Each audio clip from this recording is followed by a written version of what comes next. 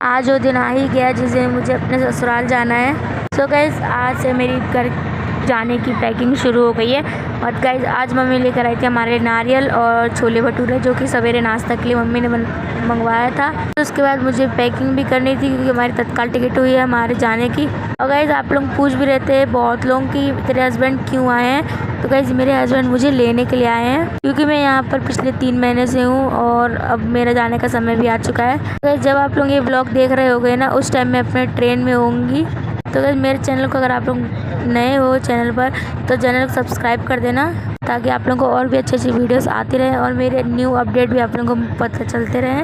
Mummy यहाँ पर इतनी तैयारी कर रही थी हमारे लिए, जो मतलब जो चाहिए जो नहीं भी चाहिए वो मम्मी हमारे लिए इतना सारा सामान रख दिया था मम्मी ने। हम लोग मना भी कर रहे थे लेकिन पता नहीं, माँ तो माँ होती है गाइस, सच बता रही हूँ।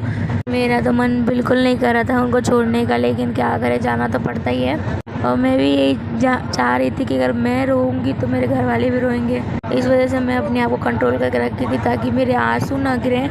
चलो मैं तो रो के निकाल भी लूँगी, लेकिन लाडो का मुझे बहुत दिक्कत हो रही थी क्योंकि लाडो कैसे रहेगी। मैं तो एक पल के लिए चुप भी हो जाऊंगी और समझ भी जाऊंगी, लेकिन अगर इसको थोड़ा याद आएगा, इसको इन लोगों की याद आएगी तो ये कैसे रहेगी। लाडो को भी मिलने के लिए उनके बहुत सारे आंटी भी आई थी।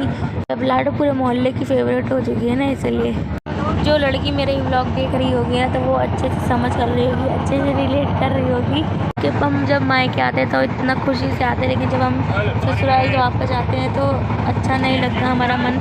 ऐसा लगता है कि वापस वो दिन दोबारा से आ जाए जिस दिन मैं यहाँ पर आई थी। और गाइस बस ऐसे करते करते शाम हो गई थी और बज गए थे 9:30 और हमारे 10:30 बजे की बस थी। तो मैं सोच रही थी कि मम्मी पापा से मैं मिलूँगी लेकिन मैं रोऊँगी नहीं, लेकिन उनको देखकर पता नहीं अपने आप ही आंसू निकल आए मेरे।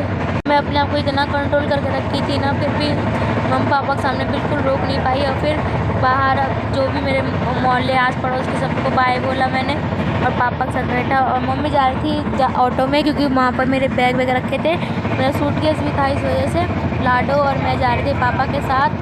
गाइस थोड़ा बहुत अगर ना मेरी आवाज़ अगर बेकार आ रही होगी ना तो उसको इग्नोर कर देना क्योंकि मैं इसका वॉइस ओवर मैं ट्रेन में कर रही हूँ। मेरी बस आ गई थी और बस में हम लोग ने रख लिया था सामान बस। और मम्मी से मैं मिली, लाडो को मिलाया। अब देखते हैं लाडो रह पाती है कि नहीं मम्मी के बगैर। मम्मी हम मेरे बगैर रह लेगी लेकिन लाडो के बगैर बहुत मुश्किल से। आप लोग देख सकते हो कितना मुश्किल टाइम था। मैं सोची थी जिस दिन मैं आई थी उस दिन का समय मेरा बार बार याद आ रहा था और ऐसा लग रहा था कि मैं क्या करूँ, कैसे, मतलब कुछ समझ ही नहीं आ रहा था।